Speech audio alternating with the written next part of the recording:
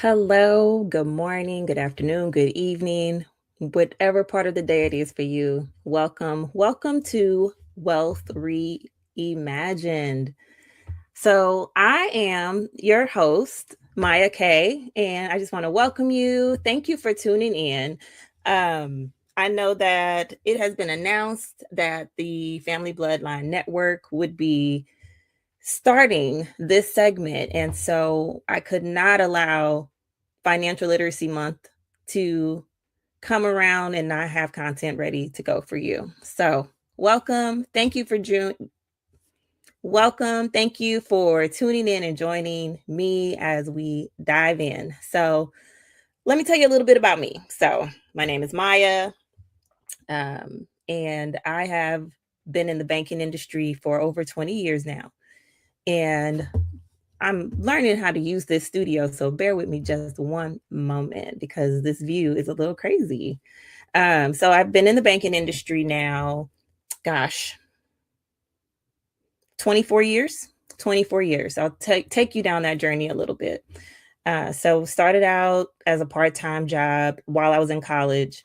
I took a teller position at a credit union. So credit unions are where I started my financial career, and which was great actually. And from there went on to do more, instead of front facing work, some behind the scenes, where was really my introduction to loans. But that was more like definitely the background work, all the things you don't see that happens and that has to happen if you apply for a loan. So I did some commercial clerk work. I did some lien perfection, which just means, if you buy a car, you see the name of the bank or the finance company that has a lien on your car. Well, I had to like file those. I was filing paperwork. It was back in 2000 something, right? And so I'm filing paperwork.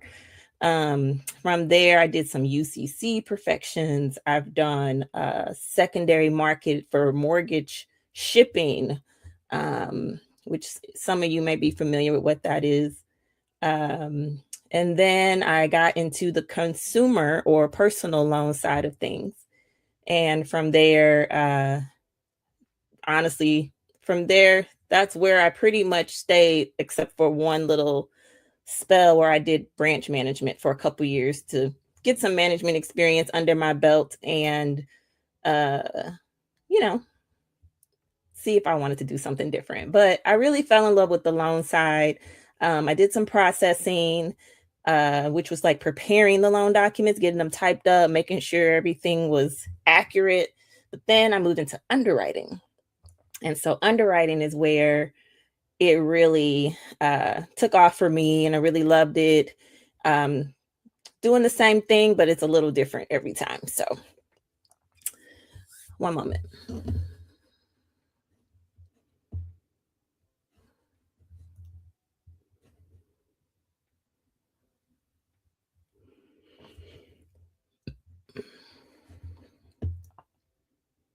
And I'll edit this out.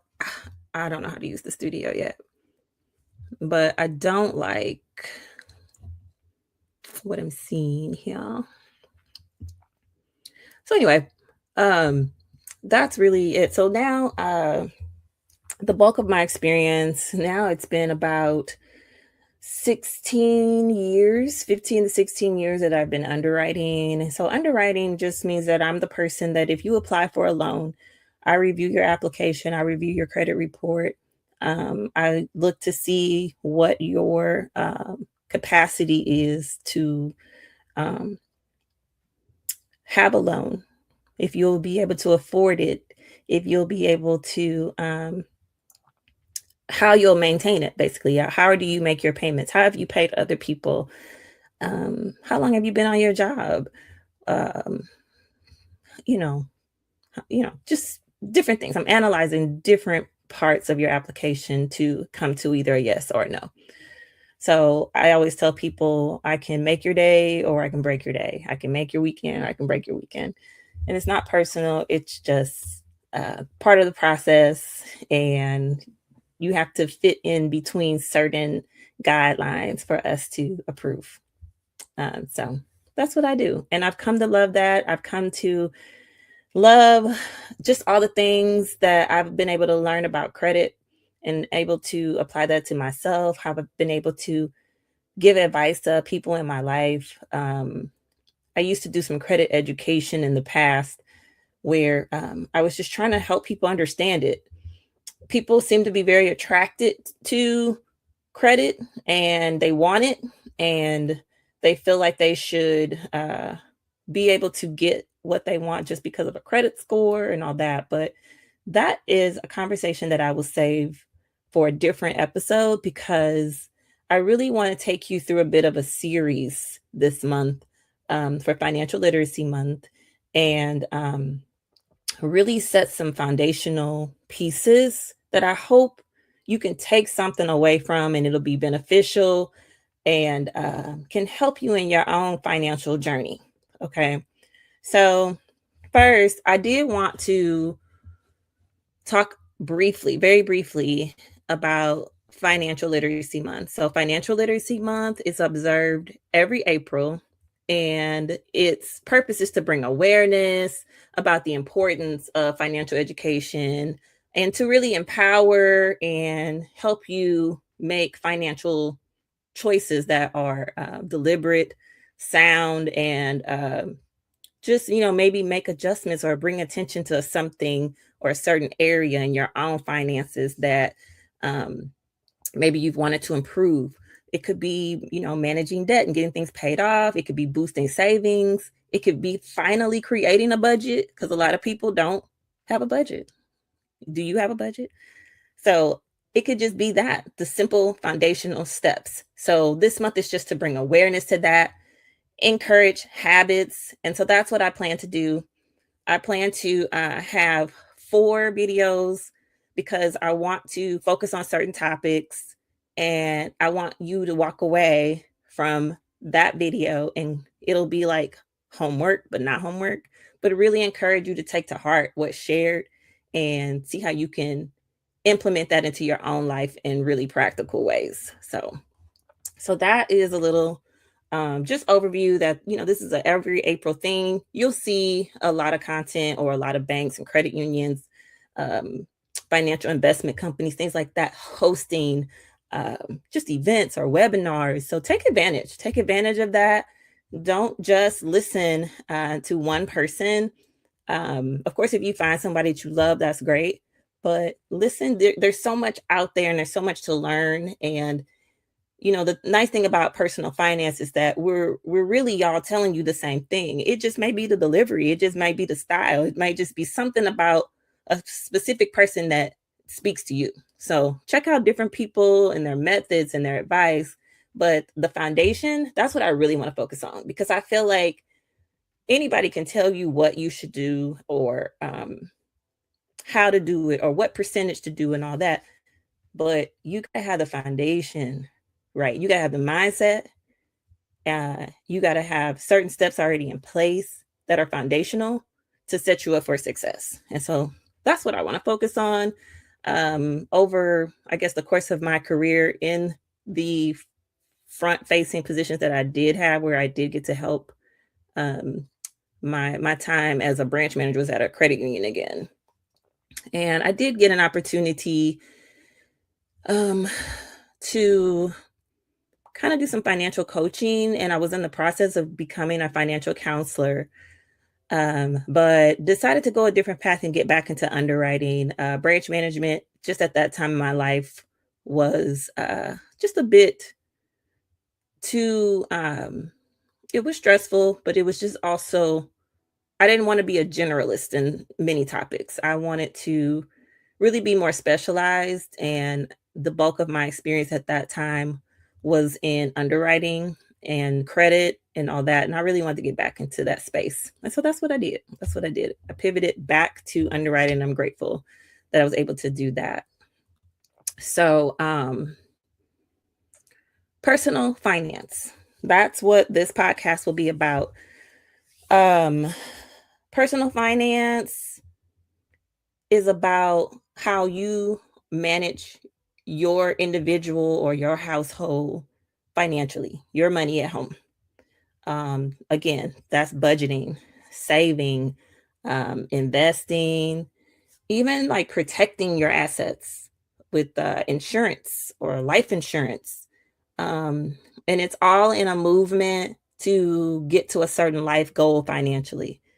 So, you know, we can get into conversations about income, budgeting, spending, saving, investing, debt management, and all with the goal, the overall goal. So, again, foundational, right?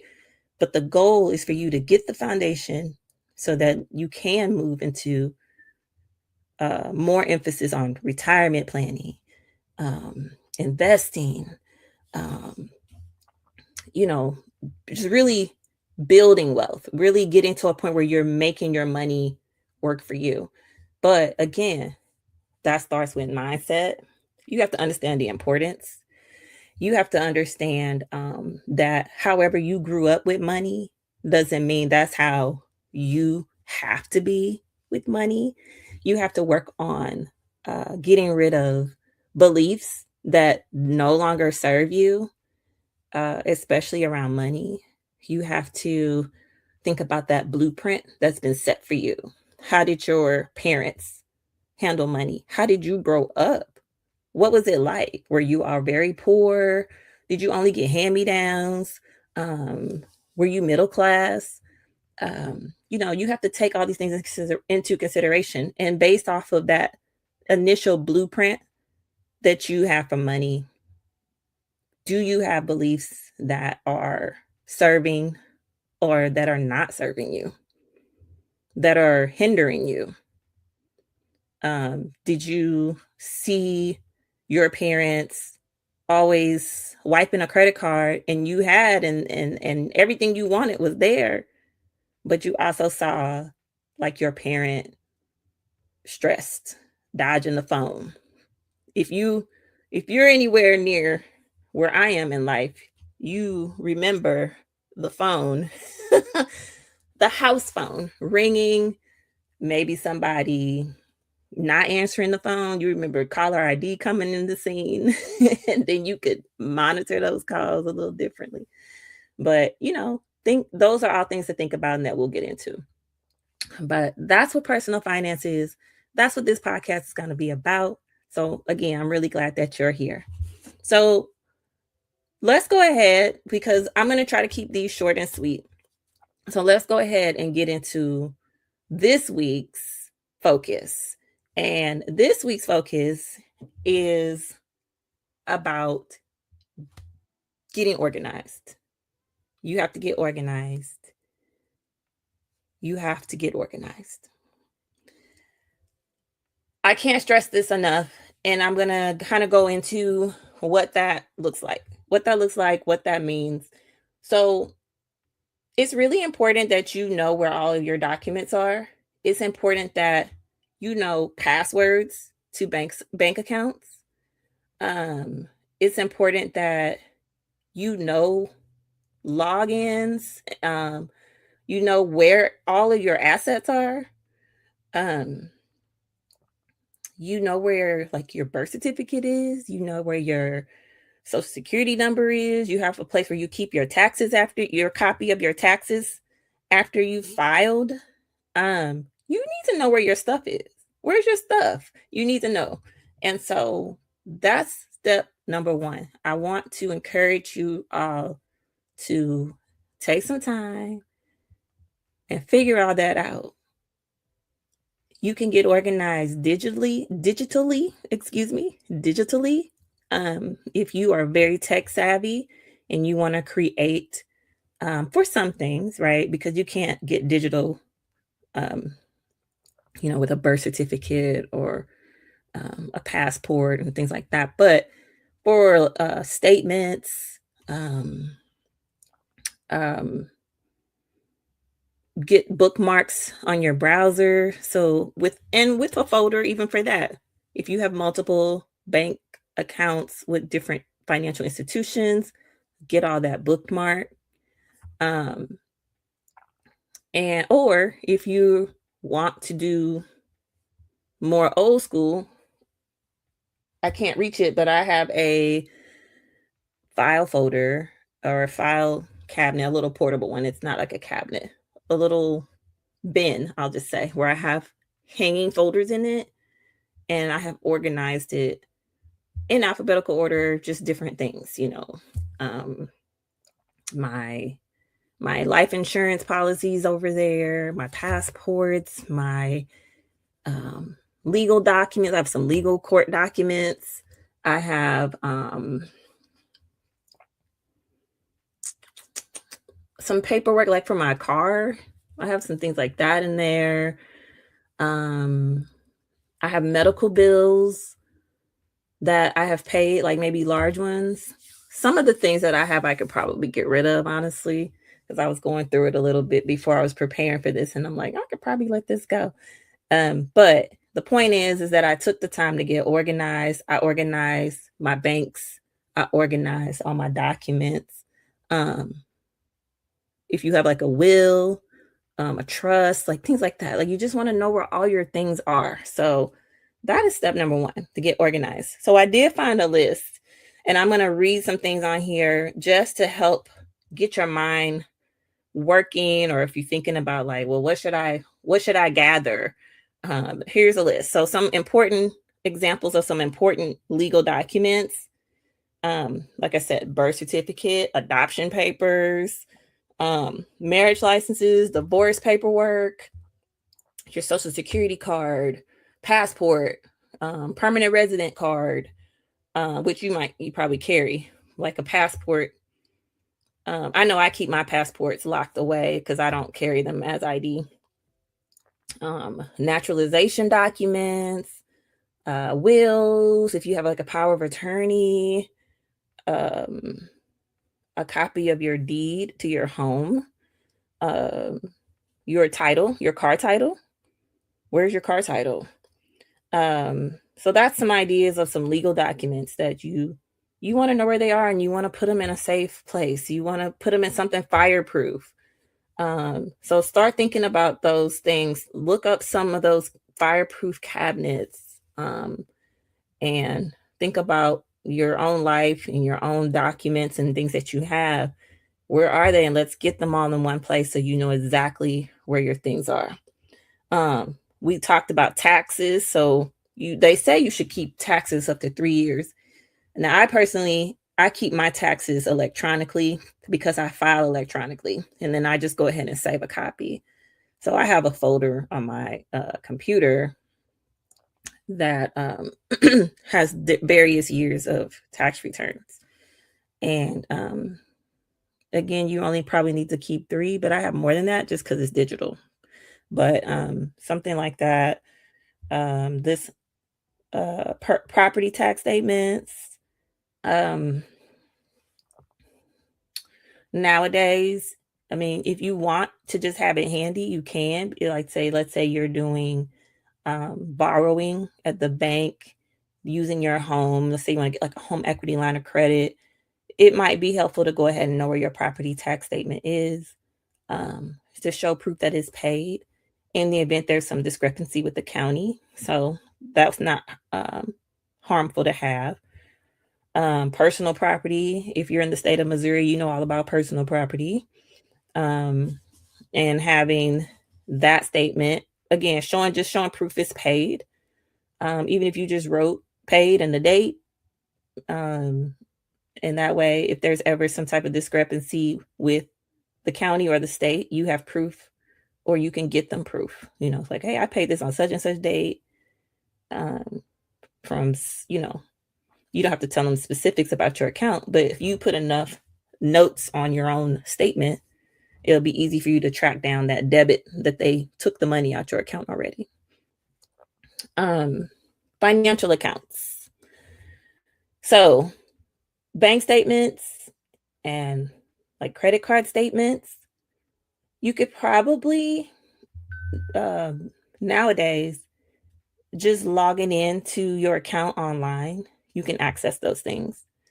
If you have like special situations maybe where you've set something up on some type of debt repayment plan, or you've done some type of debt not elimination, but like cancellation.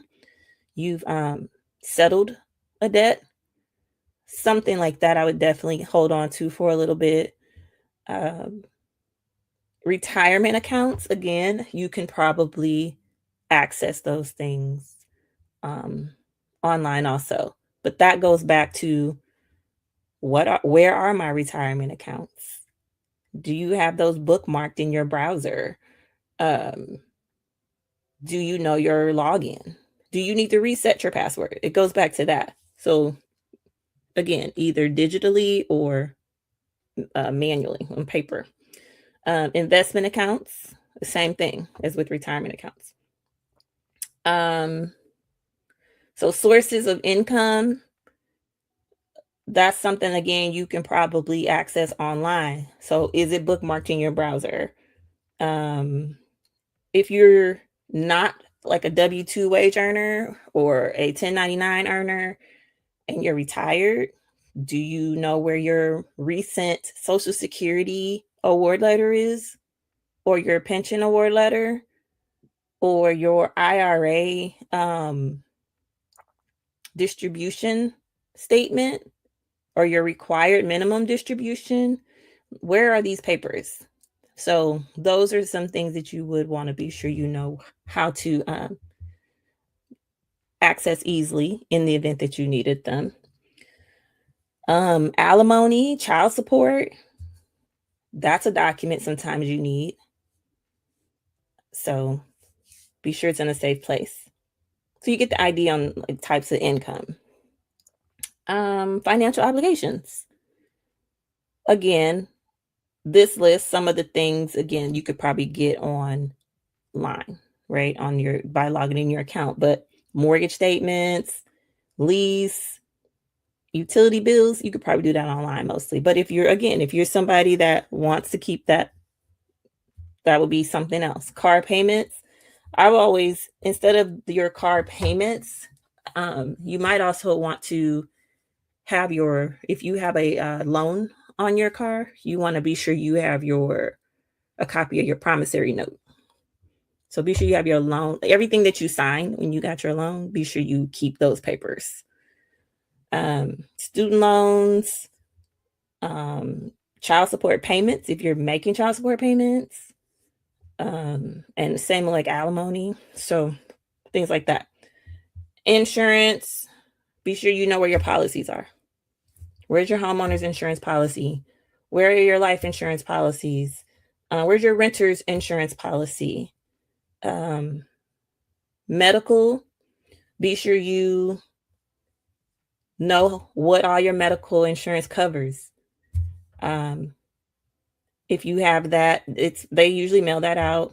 Or again, is it bookmarked on your browser? So that's a list of some things. Let's see if I missed anything. We talked about medical, a will, death certificates for loved ones if needed. And then even if you're military, I know somebody that was in the military. Current military, your like a current military ID, I would assume you have it on you, but what about your discharge paperwork? You might want to have that in a safe place and easy to find. So, and there may be some other things that are pertinent to your life that would need to also be included. But those are just some general ideas. I thought that list was helpful to get your thoughts going. So the reason that not just getting organized, right? Getting organized will set a foundation where you know where everything is, right? And it's also going to force you to look at things. You're going to probably look at a balance for the first time. You'll see how much is in a retirement account that you haven't looked at in a while. Or maybe how much is in your savings, or it could be the opposite. You could be like, wow, is this all I have? So it'll just get you facing something that you possibly have been ignoring. You possibly have been dodging it on purpose. Like out of sight, out of mind, or ignorance is bliss. A lot of people dodge facing what their financial situation really is. It's like if I ignore it, it'll go away. And that's definitely an approach you don't want to take. I challenge you to know your financial situation, even if it's not where you want it to be. It's important to start somewhere. So, all of this gathering and organizing, write down everything that you know you have, and then mark it off once you've located it and put it in a folder or scanned it in digitally, however you feel it'll be easiest for you to manage it. Do that. And then you can start to see an accumulation of your assets. Okay. So assets could be cash, liquidity, cash on hand, money in your checking, your savings, a money market account, a high yield savings account, um, or investment. So a CD, it's more liquid than it is an investment. I think sometimes it's referred to as an investment because it will have a maturity date, but it can also be withdrawn with a penalty. So, but I would probably put a CD more with cash. But it depends on the size of your CD. It depends. It could be either one. But anyhow, cash, liquidity, investment. So what investment accounts do you have? Um, this total of your investments would be a part of your net worth. All right, because we want to look at all your assets. Life insurance. How much life insurance coverage do you have? And do you have enough? Do you have any? And I know a great group that can get you some life insurance or have that conversation if you want to learn more.